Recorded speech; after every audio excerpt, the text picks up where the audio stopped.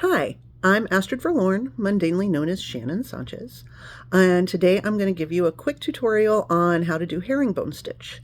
And while there aren't many extant examples of this stitch, it is reasonable that, it has been used, and it can be used as, a decorative edging, or you can use it to cover up your seams and hold those selvages on the inside down instead of pressing.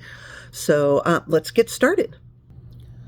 First, you're going to need some embroidery thread. I think I am going to use this blue right here. Ooh, shaky hands.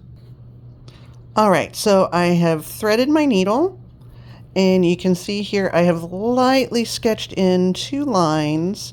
I just used a Crayola color pencil to do that because that is washable. Okay, what I have not done yet is tied a knot in the end of my thread, so let's do that real quick. And this is a rather loosely weave linen, so I'm going to double. Whoops, party foul. Okay, so anyway, I have my knot in my thread now, and apparently I ended up with an extra one somehow. That's okay. You know what? I will just trim that other end off. We don't need all of that anyway. There we go.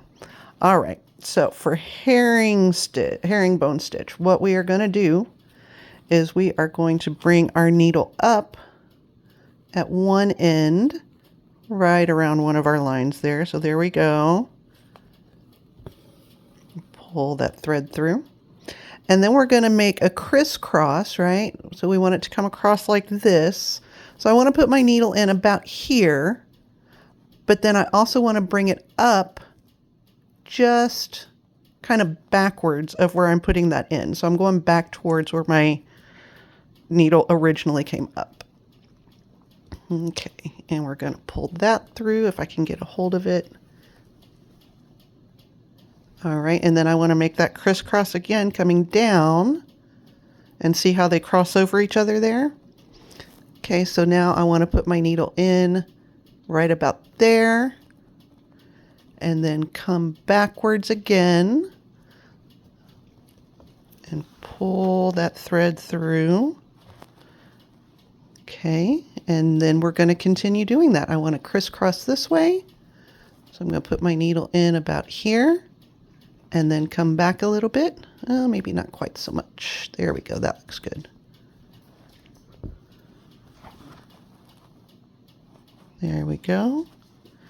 And then we want to bring it down.